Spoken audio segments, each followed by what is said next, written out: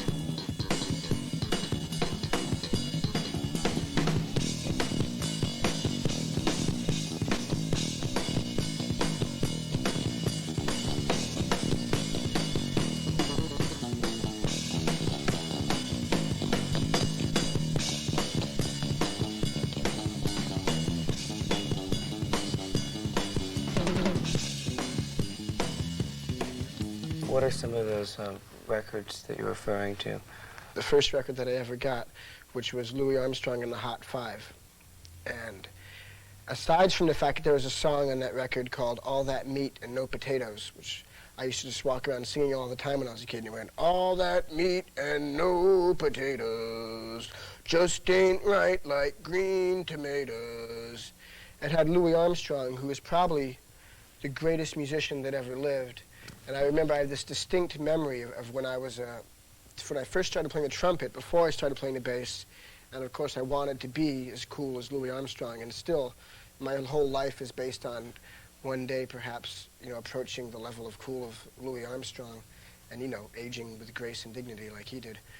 But this old guy said to me, this real old guy, and I was playing the trumpet and I thought I was pretty hot, and he goes, let me tell you one thing. He goes, lots of cats, they play high, they play fast, they play with all kinds of technique. You see these guys, they can play every trick in the book and every lick in the book, but no one ever played music like Louis Armstrong.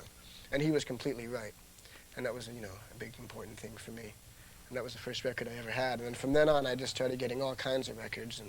And that he's just so absolute.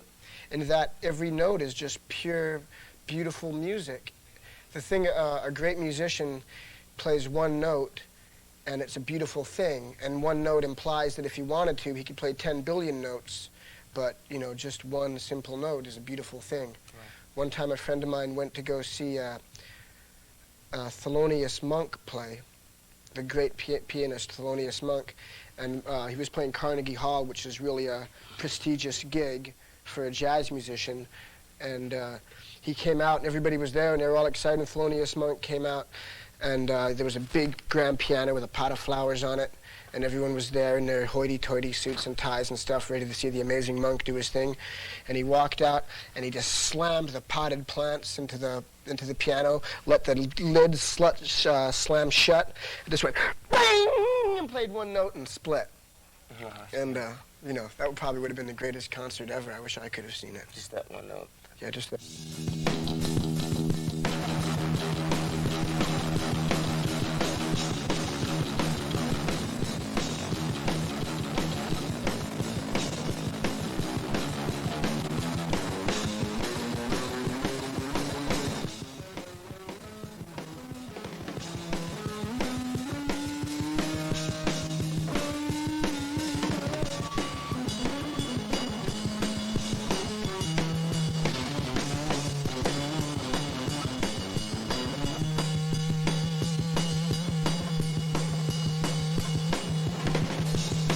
When I was a kid and I had my first bass, I wanted to be like Jaco Pastorius, so I ruined my first bass because I ripped out all the frets somehow and tried to sand it, and I just wrecked like a complete bass, and I didn't have a bass.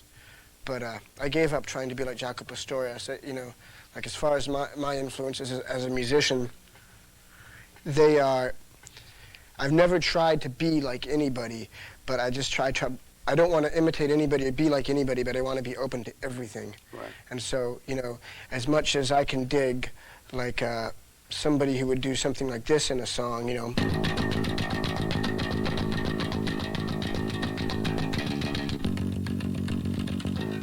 which is the simplest, most amazing thing, punk rock, I can dig something really complex, like...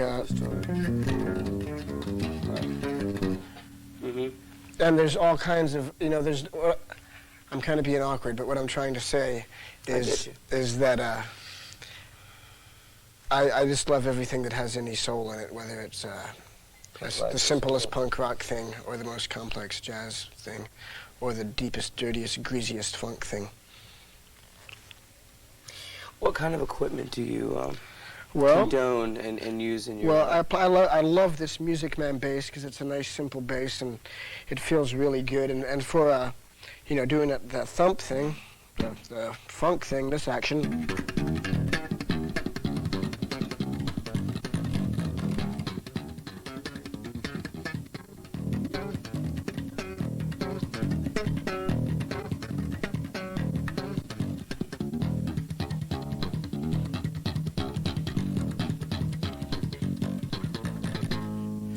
It's really good for that. The Music Man bass is really good for playing that stuff. And this is just a great bass, so I'm very lucky to have it. And plus, not only do I have it, but I got it for free because I'm a big pompous rock star. And the richer you get, then they start giving you stuff for free, like you really need it, right? Isn't that weird?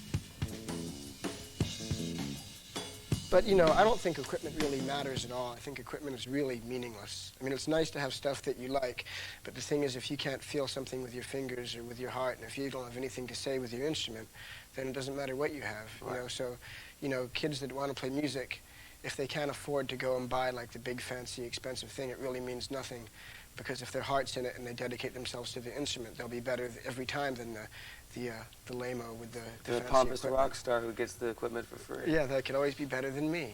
Look what I've grown into. Has anyone ever told you that you sucked? Yes, people have told me that I suck before. How did you But feel? I think people should tell me that I suck more often. Well, I'll tell you that. I just told you that now in a roundabout way. Yeah, yeah. But the thing is, like, everything in life relates to music. So if someone told me I sucked, like, in some other way, it would be just like I sucked in music, like, you know.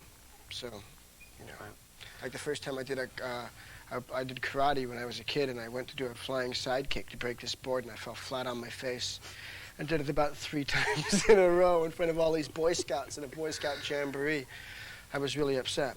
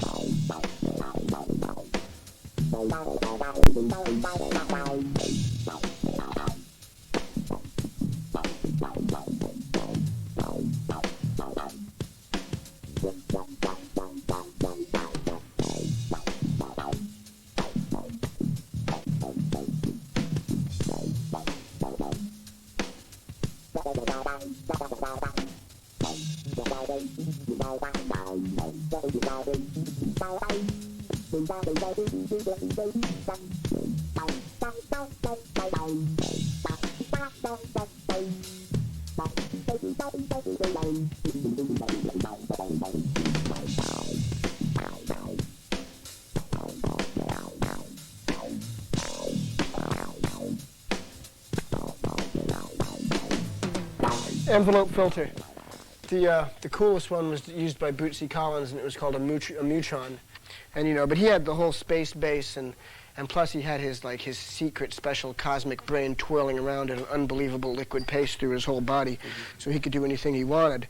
But anyway, he used these boxes.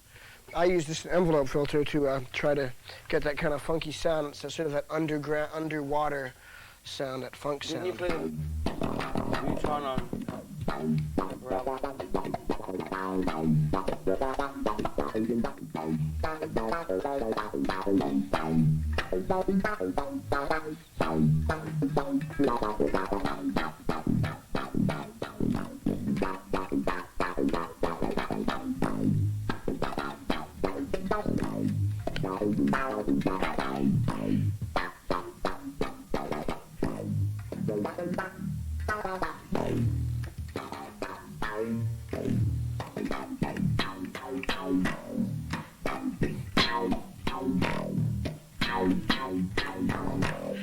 So that's what happens when you press on that thing.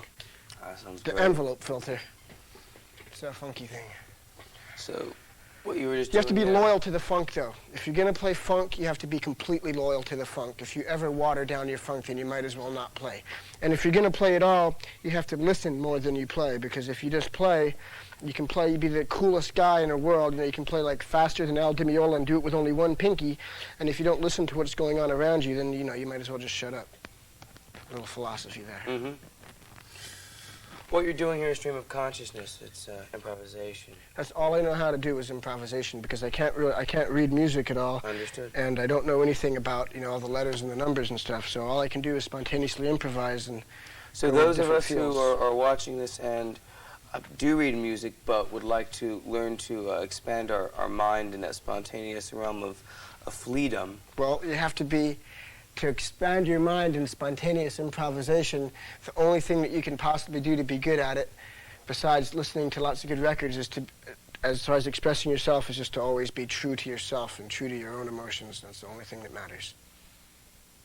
And of course, being you know, absolute and on top of it and listening. just, to you what's know, happening. being direct with yourself and laying your naked emotions on the table for everyone make fun of, or admire, or do whatever they do, but you Right. gotta put it out there.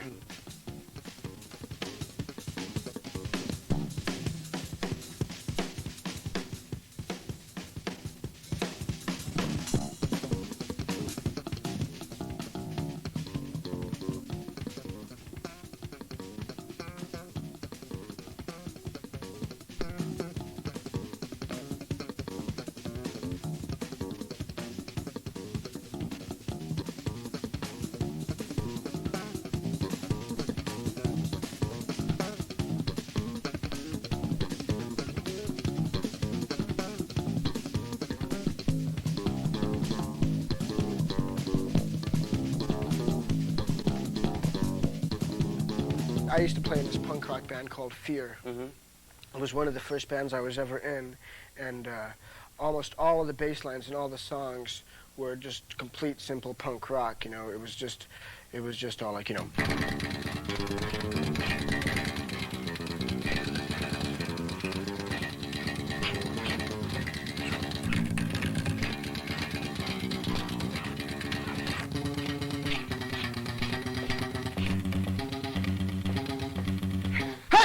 Hey! Like that. Right. And that, the whole concept of that music is just, you know, punk rock is you have to be jumping out of your skin the whole time. You have to play every single note as hard as you can, and you have to expect that after each note that somebody is going to shoot you in the face or kill you, and that's how important each note has to be, because you have to know that you're about to die, and it's the most important note that you ever play.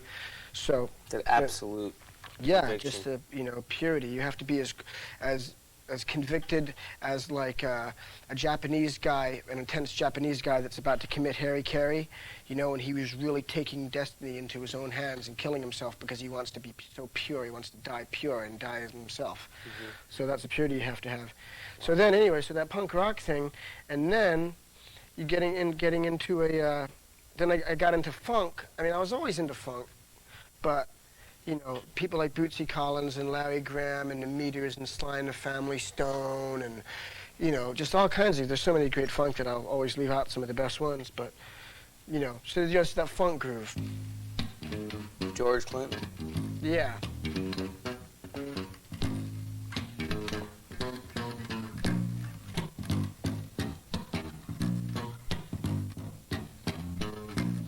And then, and you know, and the people playing funk, we're doing the thumb and this deal, slapping, popping and slapping as it is called. And anyway, so where I kind of put my twist on things, you know, not like in a contrived way of thinking about it or anything, was that I was into both of these things so much that I did my own style of the thing, of, you know, just thumping it and attacking it with, you know, very viciously and with all of my might. And, you know, and lots of Chili Peppers songs, you know, where I did bass lines like that, like on the one Skinny Sweaty Man, or it's like, or Black Eyed Blonde.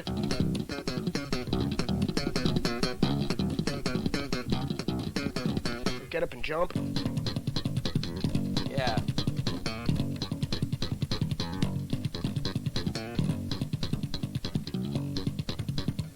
You know, and there's probably a bunch of other ones too.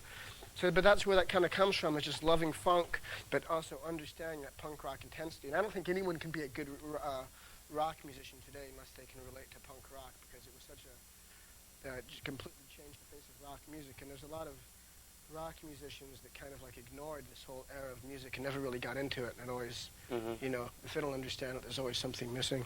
Well, you could tell who those people are. Yeah, should I do one of those bass lines slow, so maybe if someone wanted to figure it out, they could? Yeah, that'd be fun, because I'd like Okay, it's nothing special or anything, but it's a cool lick if it's played with conviction and with the right feel. It's just, here's how it is fast. And if you do it slow, it's like this.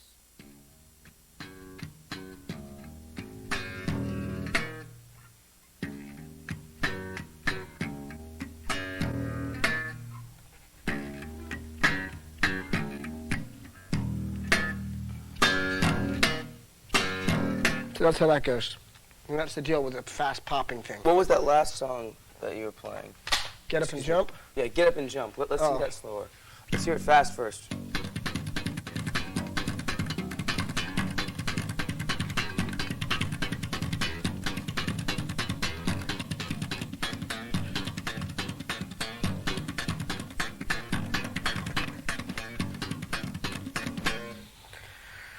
And the slow, it's like this.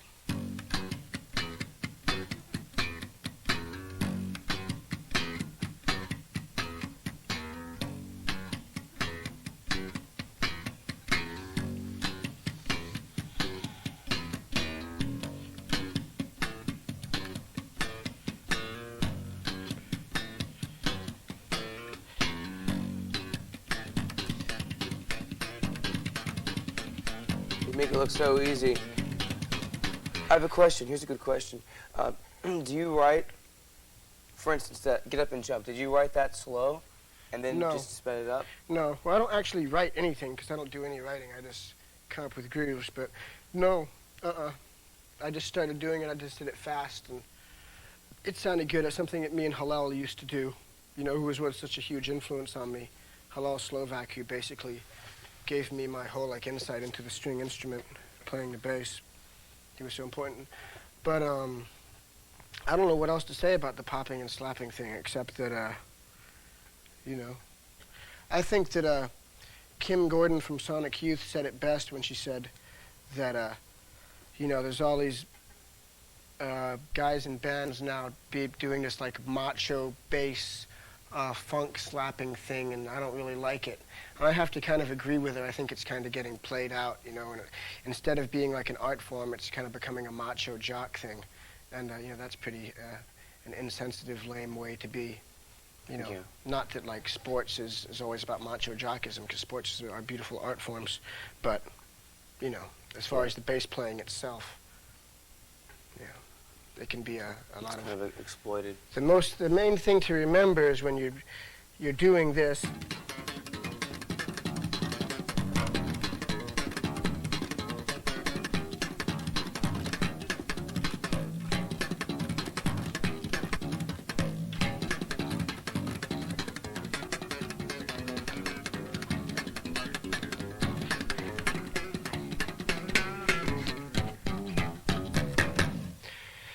is that that's something that's really fancy and you know, it's really obviously ornate and fancy, and you're you know, you're kind of showing off when you're doing something like that. So it has to be a dynamic, you know, there always has to be a dynamic, because you can't play that good. You can't play something and make that beautiful art and play fancy like that unless you can play something really simple and sweet to go with it, so there's a dynamic, so it, you know, it's nice. So if you could play something simple and nice, you know, just something, anything, you know.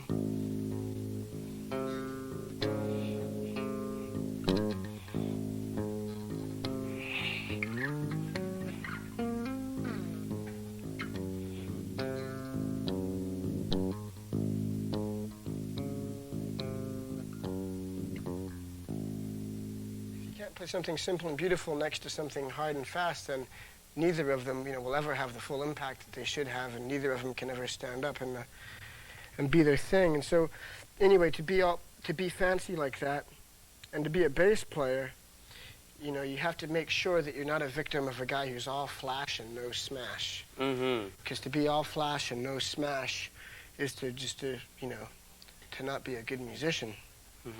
So you have to have some smash with your flash.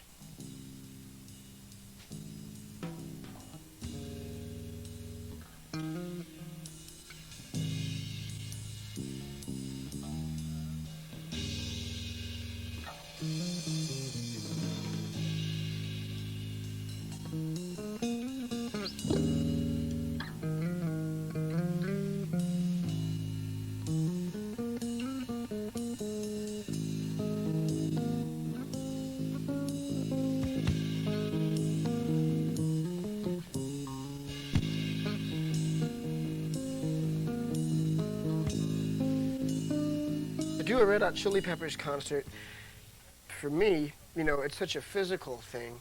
You know, there's so many peaks of physicality where I have to put my whole body and everything into it, and just to do it right anyway.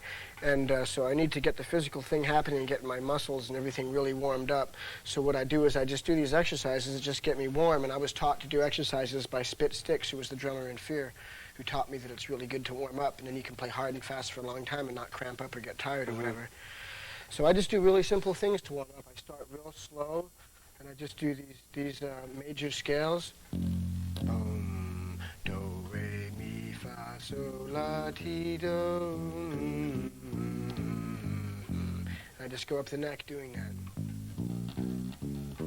And then I do chromatic ones like this. But I start even slower than I'm going now. I start real slow, you know, just up the neck. You've already done this today? I did it a little bit today before we started, but not a lot, because I'm not really playing a gig or anything. So anyway, so I do that, and then I do a popping thing to warm up, which is how I figured out how to slap and pop. Was the first thing I figured out how to do was to do the E octave like this. Right. That was the first thing I ever figured out, and then I started going.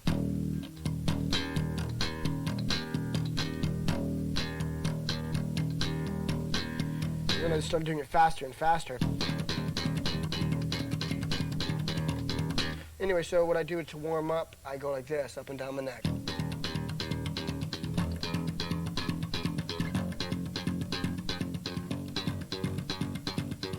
And then I do it like this, you know. I go like wait. What the hell do I do? I'm blanking out.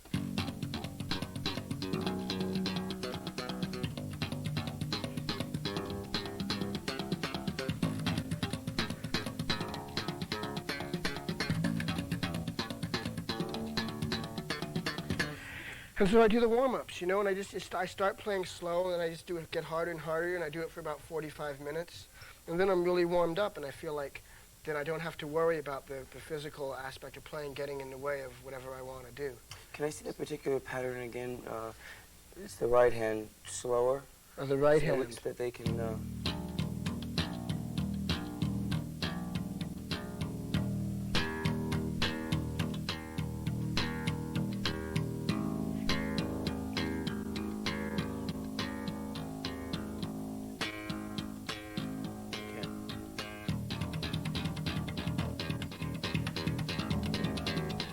Good luck. It's really easy, you know. It's really a simple thing. It just kind of looks fancy, and you know, sometimes it sounds good, and sometimes you sound like an overindulgent jerk. You just have to know when to do it.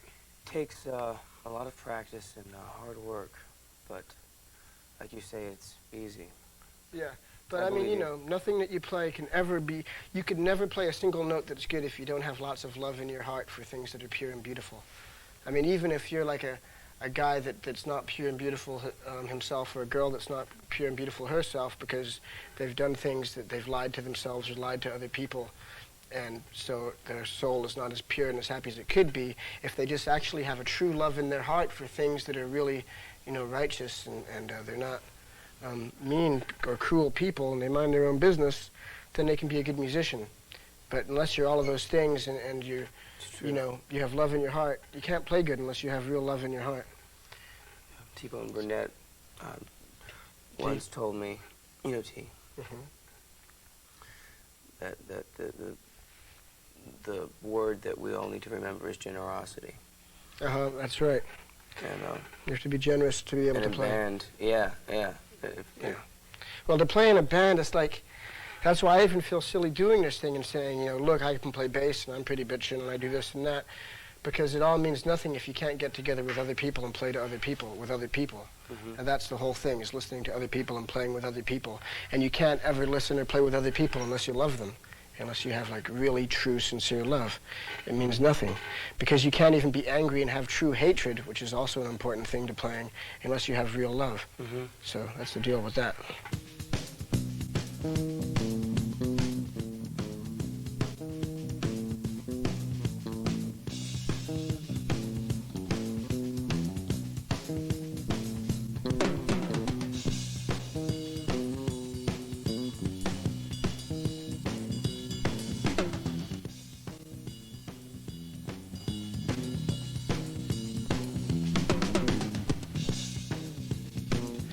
The only time that I ever play with a pick is if I have a pick in my hand. And I don't have one now, so I can't play with one. But if you have a pick, you just go like that. If you have fingers, you go like that. I mean, the only time I ever used a pick was when I was playing in Fear, and they told me I absolutely had to play with a pick. And I had to play all downstrokes and go like this. No upstrokes. You know? No, you weren't allowed to do upstrokes. That was considered wimpy in punk rock. Really? Or in the fear style of punk rock. If you went like this, like if you had a line to go and you went like this, you were, not cool. But if you went like this until your penis popped off, I can't even do it now. I used to play it all the time. Then you're cool because then you separate every note. That of a note, when you go up and down, you're like ba ba ba ba ba ba ba. But if you go all straight, all downstrokes, then you go ba ba ba ding ding ding ding ding ding ding ding ding ding ding ding. So, but I really don't use a pick unless I have to. Like sometimes I use it to do this.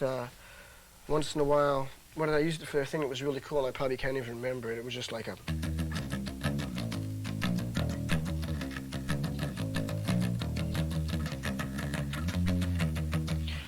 And I can't even remember what it is, and that's probably not it. And I never use a pick anyway, so it doesn't really matter. Okay, I think you can get the same sound as a pick if you just play back here, and... Where the strings are taut.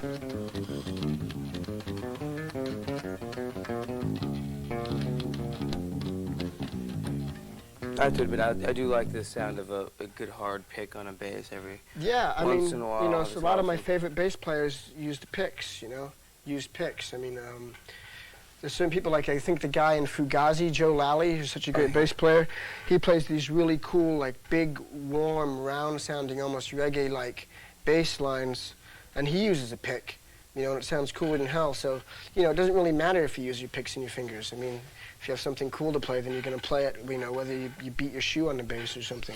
Well, guitarists that go to bass have a real hard time getting off the pick. Yeah, and plus, one of the greatest bass players of our time, Sid Vicious, used to pick. So, Flea, let's cover the fingers. Let's cover all of the fingers. All the fingers. Not just these fingers. Let's start with all the fingers. Okay, well, there's these two fingers, and as we've said before, what we like to do with these two fingers is walk up and down the strings. We alternate the fingers, right, left, right, left. You see, there you go, right, left, right, left, right, left, right, left. Everybody knows that. If you start playing a bass, you learn that. And then, you start becoming more graceful with it as you go along, and, you just do it. Jah Wobble's a great bass player. If any kid cares about being a good bass player, he should listen to Jah Wobble. Being a good electric bass player. Or she. She or he. Oh, because there's so many great... One of the biggest influences on me of a bass player, there's a band called Defunct, which was a huge influence on the Red Hot Chili Peppers, on really turning us on to the whole funk thing. And the bass player in that band was a girl named Kim Clark, and she's so great. And of course there's Kim Gordon. I wonder why it is that girls that play bass are called Kim. It must be some sort of cosmic thing. What's the talking head girl's name? And Tina Weymouth, that's right. All those good girl bass players. Right. So the fingers, so there's this one, and...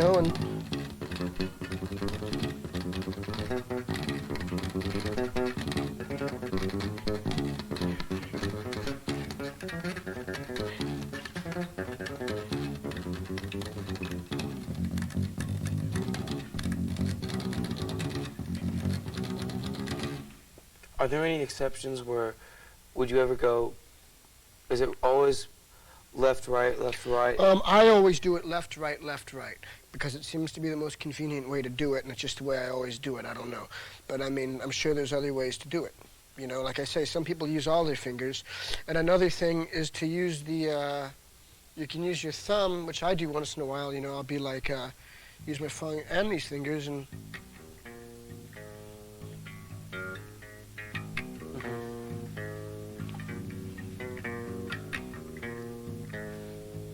So some people use a pinky too?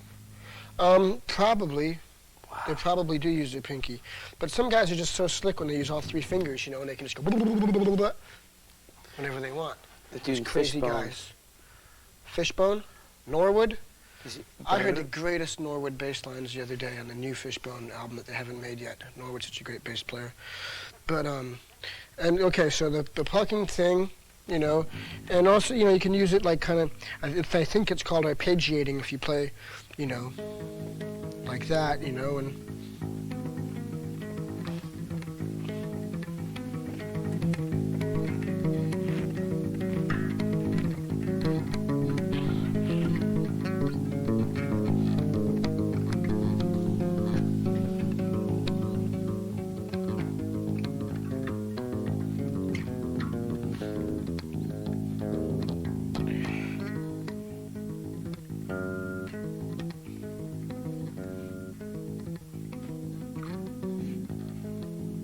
plucking like that. And there's another thing I was thinking, to do with fingers that I do sometimes is I, use both fingers and hit 2 strings at the same time. Like that. Here I'm hitting the D string and a G string at the same time. And then if I go like that, then I could go.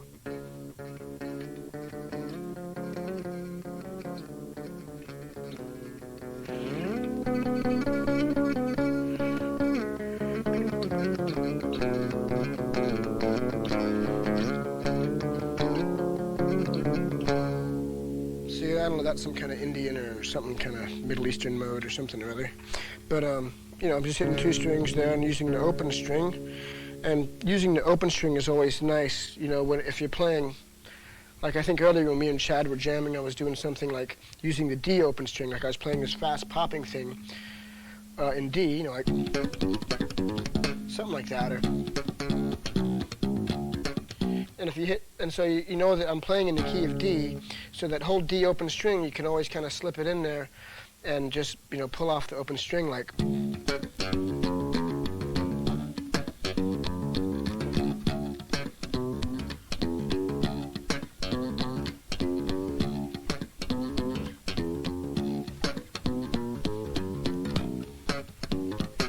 So, I'm doing that little deal there. And, and the 2 notes at once, we did that,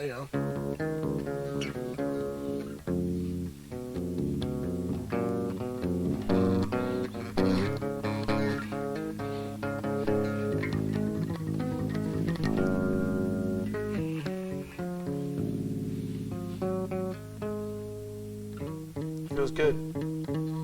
Sounds good. Yeah. Now let's address your left hand. The left hand is pretty simple. I mean, there's the exercises to make it stronger and stuff, and you just press down on the bass there. It's really nothing unique about pressing down on the string to change the notes, because if you're playing like this, then you press down, voila, you go to a different note. So, and then it just boils down to what's eking out of your soul for what notes you're gonna play when you press down there. And right now, at this very moment, I can't think of a single cool thing to play, but that could change in a matter of seconds. But when it does, I'll play something. Okay. The fingers, is there any other aspects of the fingers? There's something I also like to do with my thumb sometimes is, I'll be playing with a,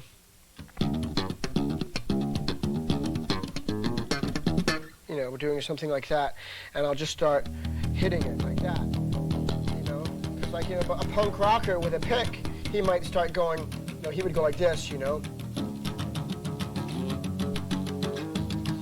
Right. And I'll just start going.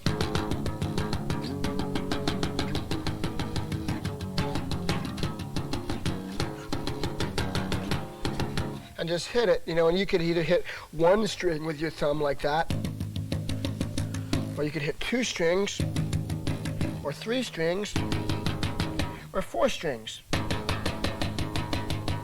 But so, that's another way. You can just hit it, or you can even just hit it with your hand, Right.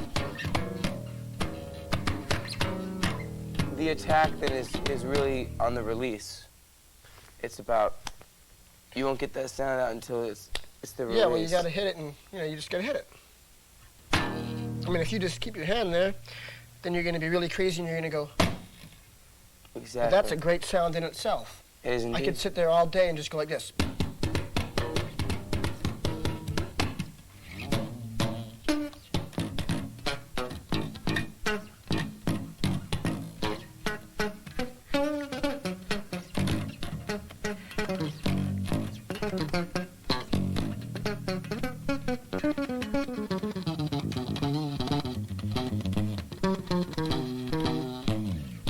Rocker.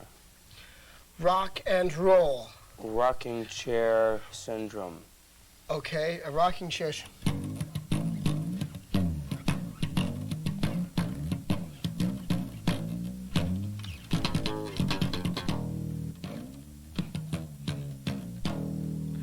Dump truck driving down a road, loses brakes, goes off the cliff.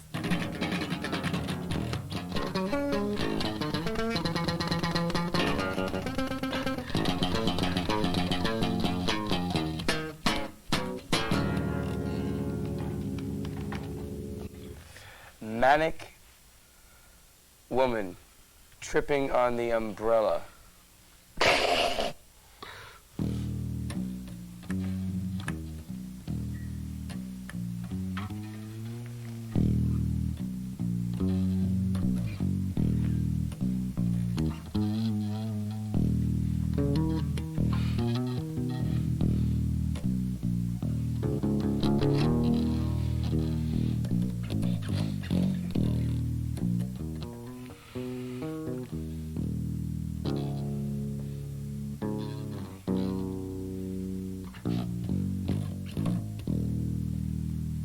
Last part there was the fall.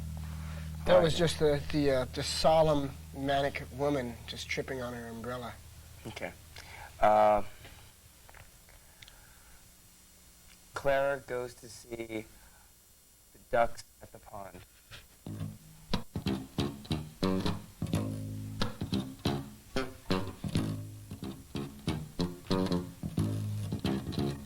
She joins in and swims along.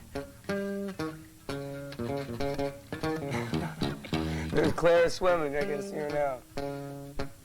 With her floaties. Yeah, with her floaties on her arms.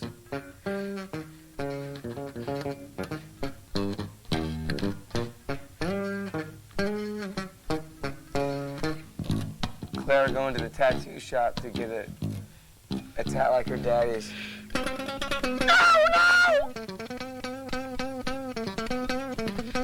She wouldn't go. She doesn't want one. Too young. Yeah. But you want a tattoo fashioned after one of her drawings. Yeah, because she's such a great artist. If I could ever approach... See, little kids, I just love little kids, and little kids are the best musicians and the best dancers and the best writers, performers, drawers, because, you know, they're not thinking about worrying about what anyone's going to think about it. They're just going straight for the expression. So, you know, the best thing a musician can be is a little kid.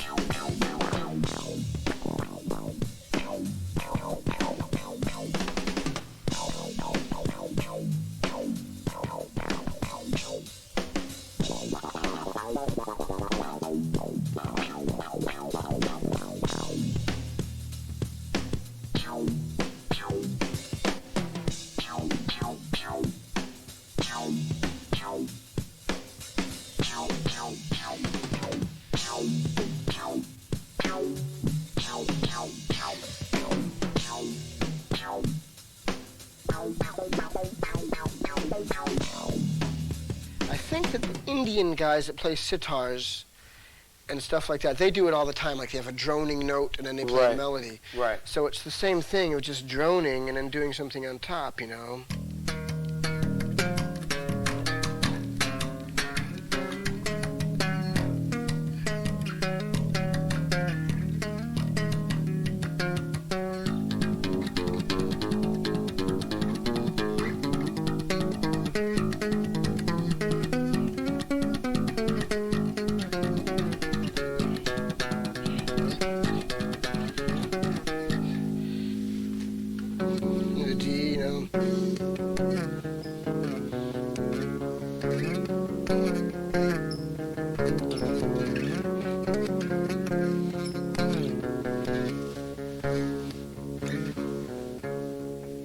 Like that. Sounds good. The droning note. The one note is always droning.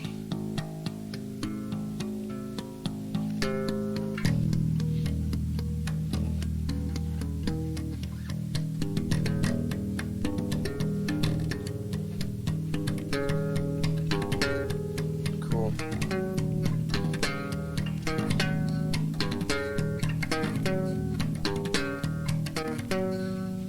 Nice. I like that.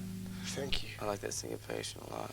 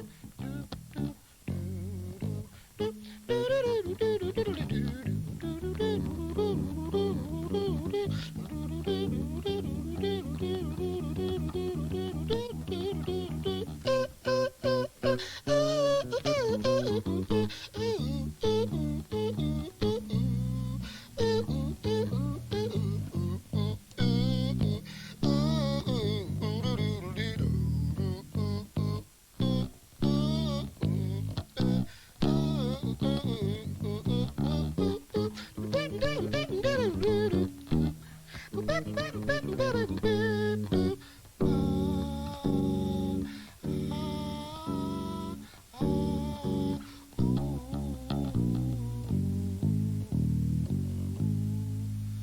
think it's good to be able to sing the same note that you're going to play, because, you know, because if you can, I think probably a really good way, sometimes if I'm trying to think of something and if I feel like it's just not flowing naturally, instead of trying to play it on the bass, I'll just sing something cool in my head, you know, because it's kind of, that's easier sometimes. You can just sing any old nice thing that you like in your head and figure out how to play.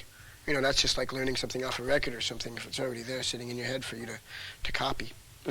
Elaborate on how you achieve synchronicity with a fellow musician, specifically, let's say a drummer, because it's so rhythmically. Well, I mean, first based. you just have to, for me to play with a drummer, you know, I have to just listen to the guy and instead of like the best way to come into a jam with any other musician, but in this case we're talking about a drummer, is not coming in with, unless it's a situation where you have something written and you want him to play it. If you're going to jam, which is what I usually do when I play, you know, unless I'm doing a show and playing songs that are pre-programmed, you know, with room for improvisation in them, the main thing is just not to come in with an attitude of you already know what you're going to do.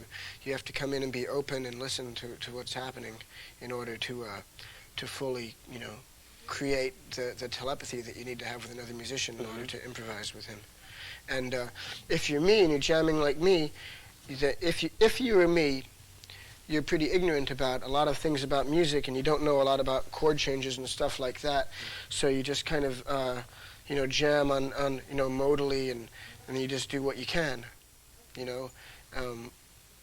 And I think because of, like, for me, jamming because of my ignorance of a lot of things about music, there's other things that I do, you know, which have made me what I am. Like, because of, it's like if you chop off somebody's leg, you know, the rest of their body gets stronger. So there's certain things that you know, that make people, you know, that make me good at certain things that I do, that make people like me. And so I guess that's good.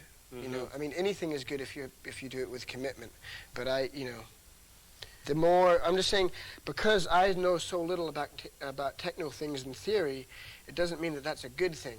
It means that I make the best with what I got and I jam with what I've got. But if I knew more about technical things in theory, then I would just have more options with which to express myself. So I don't want anyone to think that I'm like saying it's great to be an ignoramus.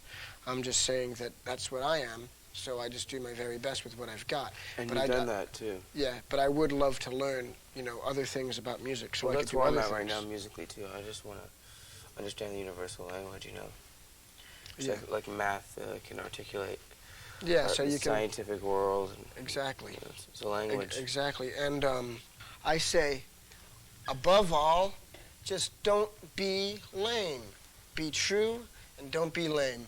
Be true to yourself and never listen to it. If someone says something to you and, you know, if you don't think that it's right and you don't think it's cool, then just don't deal with it. Just be true to yourself and just play what you like, the best that you can, and just be yourself as hard as you can and do what you do as best as you can do it. Where you want to be pretty and pink like a soft rose growing in the springtime, then be that, as pretty and as beautiful and as slippery as you can.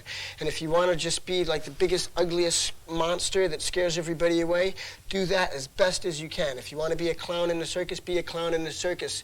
If you want to be an upright golden statue of liberty, then be an upright golden statue of liberty. But just do whatever it is that you do and be true to yourself and be yourself and just play your hardest and your best and you know, always just play every note like it's your last is what I have to say, and just really care. And if you really care, then you'll get somewhere.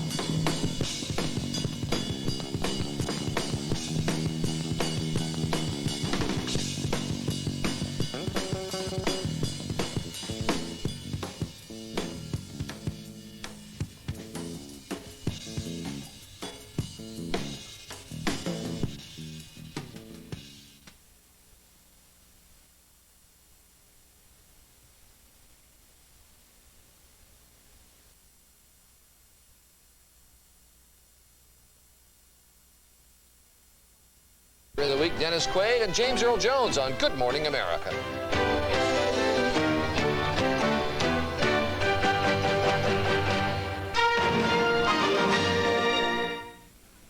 Can you tell your mom everything? There's nothing you can't tell me. Tracy Gold in the after-school special, A Question About Sex, Thursday. What is it about that question? An ABC News brief. Now from Washington, Chris Wallace. Good evening. Iraq's Saddam Hussein today offered to supply third world countries with free oil if they arrange to transport it. The White House called it an effort to deflect attention from Iraqi aggression. Secretary of State Baker said in Brussels that Saudi Arabia and other Gulf states will contribute $12 billion to help offset the costs of the Gulf crisis. Later on Nightline, how the crisis is redefining friends and enemies. Think just a little quackgrass this fall won't be a big problem next spring? Think again. Rhizomes from a single plant can spread to over 30 feet by the end of next season. This can rob you of more than 7 bushels an acre in yield, unless you stop quackgrass cold with Roundup RT for less than $10 an acre. Control that little quackgrass this fall before it turns into a lot. Call for this free videotape on controlling quackgrass with Roundup RT. 1-800-468-1806. It's September. Do you know where your long underwear is? Darling, where's my long underwear?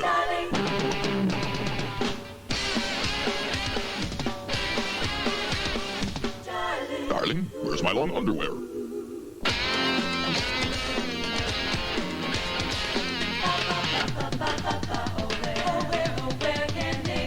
Darling, where's my long underwear?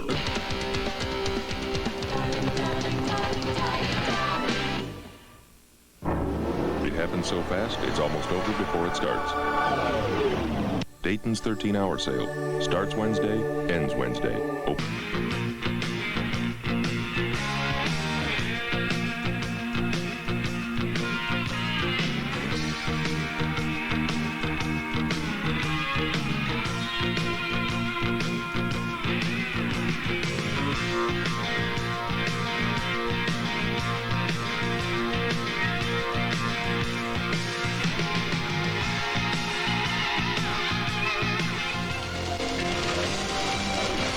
The following is a special presentation of ABC Sports.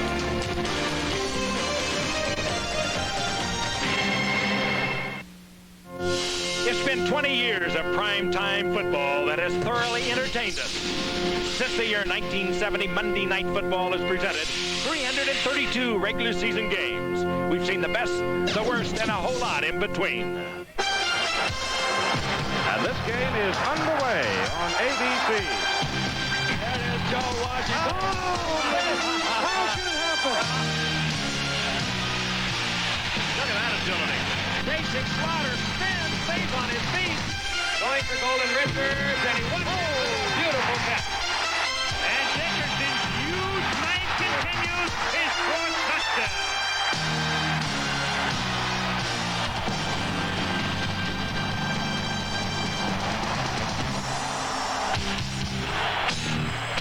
Big opening for Tony Dorsett. Look out! Oh, no. 99 yards and a half. Hands off right side. The ball is correct. All right. Tom Jackson guards the ball. Picked up by Steve Foley. Turn out the lights. The party's over.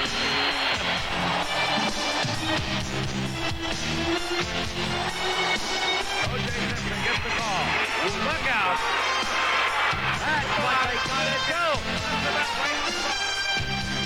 Oh, and down goes Simpson at the 23. Gets up again. Art Shell has won in his Raider debut.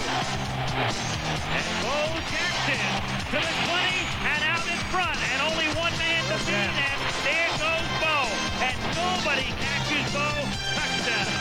He may not stop in Tacoma. This is Otis Sustrunk from the University of Mars. Terry is in the offensive backfield. They get him the football, and Terry. Touchdown. William Terry spikes the football. Tonight, the Super Bowl champion San Francisco 49ers are back in the Superdome, where last January they were already thinking 3 in a row. Here it is, baby. Next year, 3P. We're going for 3 again. We're the first team in the history to do that. The world champion San Francisco 49ers beat the New Orleans Saints.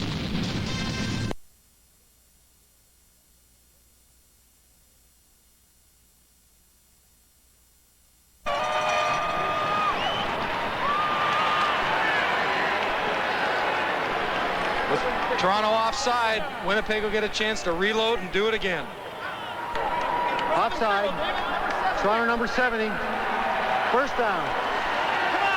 Harold Holman offside. And that'll give Winnipeg a first down, so they get 3 cracks now from the Argo 1-yard line. There's the big Jumbotron scoreboard replay monitor here at the Sky Dome that the Bomber coaches were reacting to moments ago. Burgess left side, Mims dives, and he's in for a touchdown. Now the ball comes out, but the touchdown will stand. Once you break the plane of the goal line, the play is over, and the Bombers are a convert away from tying it. That was a 12-play, 70-yard drive. And give the Argos some credit. They played it tough down in tight. And you're going to see Mims come right at you. He's going to cut back. He's going to leave the ground. Right there. As you said, when you're in the end zone, you can't fumble. It's a heck of a hit. But it wasn't soon enough. And the booing you heard was from the Toronto fans who watched the replay on the Jumbotron and thought it should have been a fumble. Kennard adds the convert, and the game is tied at 16-all, 5:10 left third quarter. You're watching the Molson Canadian Football Network.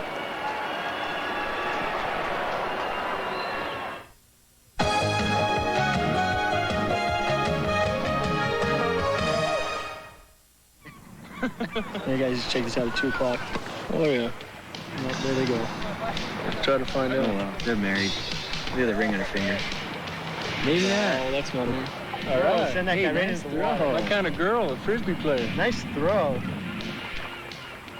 Like they even see us here. They're cute. I know, they saw us. They're just pretending not to. I'm a nice guy. Why don't I have a girlfriend that looks like that? OV, real life beer.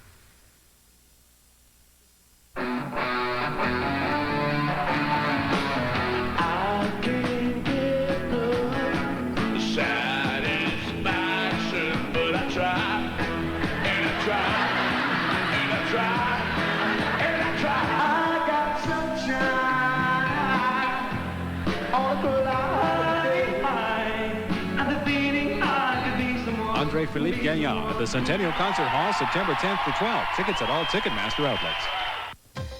Winnipeg Jets season preview with Stephane Beauregard. We had a real good season last year as a team, and I think we got a nice group of players. We got young guys, we got veterans that are going to help guys like me, and I think that's a good, how would I say that, recipe. Remember, to avoid the GST, you must purchase tickets before August 31st. Robert Mims has just scored his 3rd touchdown of the season for the Winnipeg Blue Bombers, and the Kennard convert ties the game. See you soon. Mims and the rest of the Bombers have been away since a week ago yesterday when they made the journey to Hamilton to play the Ticats and then stayed down east for this game. John Field on the kickoff return. And he gets it back up to the 44-yard line of Toronto. Matt Pierce made the tackle. Sometimes in that short yardage situation, especially down by the goal line, there's an awful lot of bodies and stuff lying around in a big pile. And no, I don't think running backs like to leave the ground because they lose their power. Sometimes it's the only way. Look at the heap of manhood there. And Mims was clearly across the goal line when the ball came out. John Kangemi hurt in the first quarter. He strained a calf muscle in his leg. And Tom Porras has played well in relief. And will start from the 44-yard line. Quick throw, complete to Mazzani at the 52, and he's up to the 53 for a gain of 8. Tyrone Jones got out there to make the stop. We talked about if Porras was to go down, who would they go with, Harper? But we've been told that Kangemi could go back in. As you see, typically a rush in Tyrone Jones, but sometimes they'll try to mess up an offense and bring someone else from the other side, and he ends up dropping just like a linebacker. Second and a yard. Tom Porras keeps. He's across center field and gets to the Blue Bomber 54-yard line. 4:10 left, third quarter at the Sky Dome. 16-16. Winnipeg and Toronto. Second of 4 meetings this season. The last 2 are in October, and we'll have them both on CFN.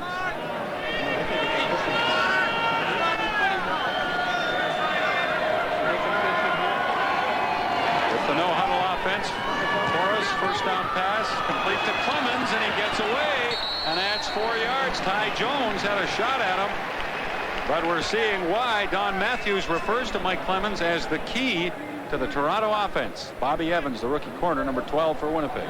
The rookie should have some respect. He's seen Clemens on film. He pushes Mazzotti inside and then releases back out. And you can see how Clemens can make your feet stick to that AstroTurf when you think you might have a pretty good angle at someone. Second and 1, Porras, and it's no good, intended for Andrew Murray. Well, complimentary play both on defense and in the secondary. Tyrone Jones comes flying through untouched. Whatever they did up front worked to get a man free because he comes through, and you'll see him come into your screen very quickly. And tight coverage downfield by Sampson.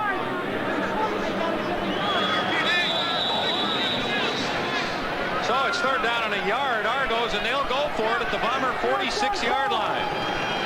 And Tom Porras has it to the 44.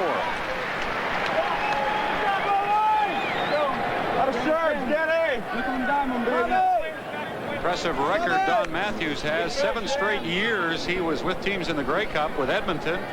Neil, when you played with the Eskimos, 77 to 83, Matthews was an assistant coach, and then he went to BC in 84, and they made it to the Grey Cup that year.